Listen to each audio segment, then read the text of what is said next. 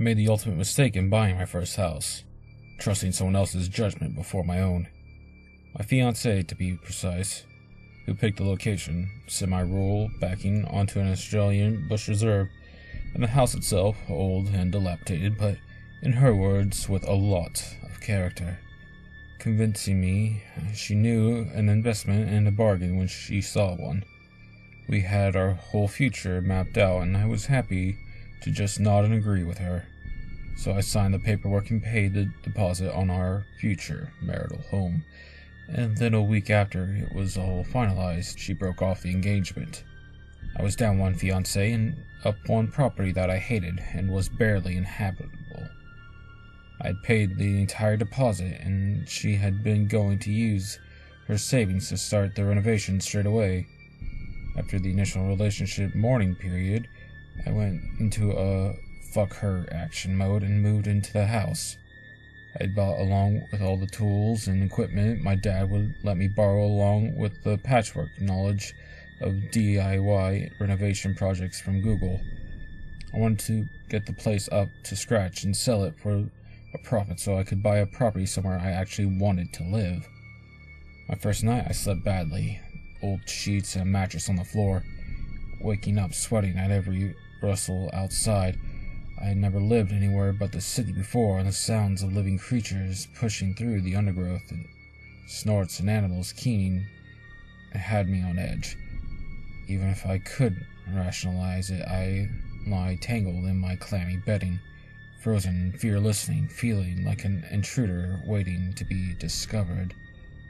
The next few days were tough. I felt isolated and inept, both of which were true. I discovered that I had bad reception on my mobile when I tried to call my dad for advice on prepping brick for paint, and the biggest successes I had were clearing branches from the garden and installing a new globe on the back veranda light. Another night soon after, I heard scratching sounds just outside my window and on the veranda. I thought it was a possum or something, but it sounded bigger, and the scratching was loud and frantic. I swallowed my fear and walked to the glass sliding doors that leaned into the garden. Switching on the light I had installed, I saw a dark shadow move near the house. Then bushes at the end of the garden leading into the forest suddenly shake as something crashed through them. It was big, whatever it was, and solid, like a hog but with longer legs. It was fast, too, lopping on all fours out of sight before I even had time to process what I was seeing. The next night I was ready, and when I heard that scratching again, I all but ran to the light switch, but nothing happened. The switch didn't work. I suddenly felt vulnerable and exposed in front of the glass doors, as though any number of lurking creatures could see outside and the pitch blackness could see in. I skulked back to bed, lying awake with my basically useless mobile phone still clenched in my hand just in case. All the while, that scratching went on around the house. At one point, it sounded like fingernails on my window. Two things I discovered that morning. There were legitimate scratches on my windowsill to the wood, and why my outside light didn't work. The globe was gone, completely removed, like unscrewed and taken somewhere. I was getting very scared at this point. I drove into town to go to the hardware store and get a reception to call my dad. I was getting very scared at this point. I drove into town to go to the hardware store and get to reception to call my dad. It must have sounded crazy on the phone call. I was getting hysterical, and I hadn't actually spoken to another human properly for over a week. I speculated through tears that it was my ex messing with my mind. Knowing about the breakup and the financial pressure of trying to get the house ready for resale, she tried to calm me down, but told me I just wasn't used to the forest wildlife, and that she would take time off work to come and help me in a couple of weeks. It was enough to convince me I was imagining things, get my supplies and groceries, and head back home. Things escalated after that. The new light globe I bought was taken the night after I installed it. This time it was shattered on the top step outside my front door. the opposite side of the house. I cut my bare feet on it the next morning. The plumbing that had been fine up to the point suddenly started spewing forth a foul-smelling black muck, with a texture of custard out of every faucet. I kept finding dead animals at the back of the garden near the forest. Lizards or snakes, birds, a rat, possum, and then one day, half of a dog. The front half only. Its hind quarters gone, insects going to work on the poor animal's eyes and tongue. I dug as deeply as I could and buried it, putting the only flowers I had, some dandelions, on the grave. Another time I left some laundry pegged and drying on the washing line overnight and found it scattered across the garden next morning. There had been a strong wind, true, but I followed the trail of my clothes, blown unfeasibly deep into the forest. Some items I never recovered at all.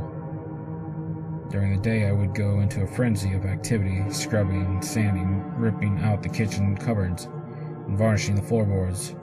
At night I was a wreck and barely slept, even though I was exhausted.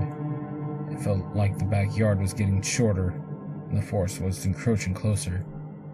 The animal noises growing even louder, and always that scratching, like something was trying to get inside. It was a relief when my dad finally arrived to stay for so many reasons.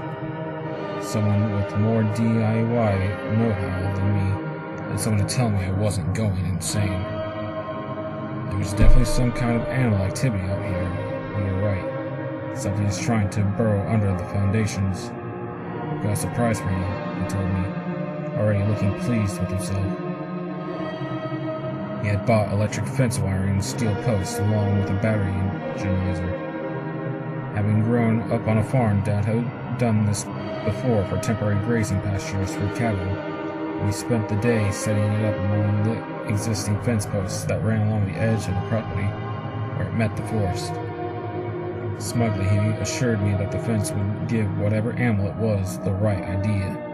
We sat on the back veranda with a couple of beers until dusk, discovering our next projects for the house.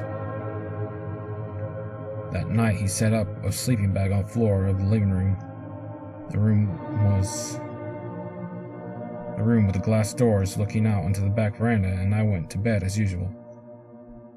For the first time in weeks I fell into a deep sleep.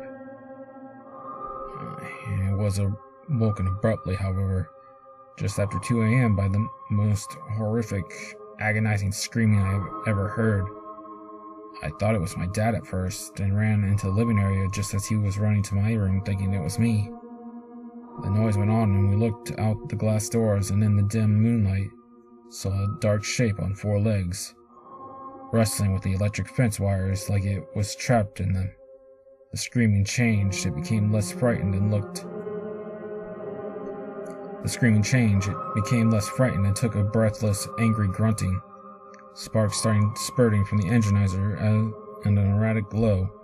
We saw the creature raise itself onto its hind legs. I heard my dad mutter, "What the hell is that?" No more than a whisper, and the animal instantly froze. It was impossible to tell in the dark, but I swear it was looking straight at us, not moving, despite the pulsing electric wire still wrapped around it. I was gripping my dad's arm, and we were both still and tense. Whatever it was, in that moment, raised on its hind legs, looked vaguely human, but the proportions were wrong. Its torso was too broad, its face too long, its legs bent out at strange angles. It raised its head like it was sniffing the air. Then it charged straight at the house. Straight at us. The wire snapped like twigs, and you could hear the solid weight of it thudding on the ground as it barreled through the garden towards us. Dad yelled, "Car!" over and over again, and I don't know when he picked up his U2E keys, but I am glad he did. We ran through the front passage, stopping for nothing, leaving the front door swinging on its hinges. As he wrenched open the doors of the UTE, there was a sound of shattering glass, and we knew it was in the house. The car was sputtering to life, and Dad was shoving the gear stick into place before I had even closed the passenger door. We hurtled down the driveway. It was a couple of kilometers until the nearest main road. I have always thought of my dad as the epitome of safe driving, but we were going so fast, only headlights for guidance, that I swore we were going to hit one of the trees. I yelled at him to slow down, and all he said to me was rear view. I watched in my side mirror and saw nothing at first. The driveway was full of bins designed to slow cars down. On a straight stretch, I saw what Dad had seen. The same dark, hulking form bounding behind us at what seemed impossible speeds. At the next corner in the road, it disappeared into the bush. It was cutting the corners to keep up with us. My heart was icy. I could have vomited with fear. I'm so grateful my dad was composed enough to focus on getting us out of there. We made it to the main road, and in the welcoming glow of the streetlights where there's no sign of pursuit. "You're not living there again," my dad told me simply, like I was ever going to disagree. We stayed at a motel for a few nights, met up with an old farming friend of Dad's in the area to borrow his rifle, and mustered our courage to go back in the daylight. The place was torn to shreds inside.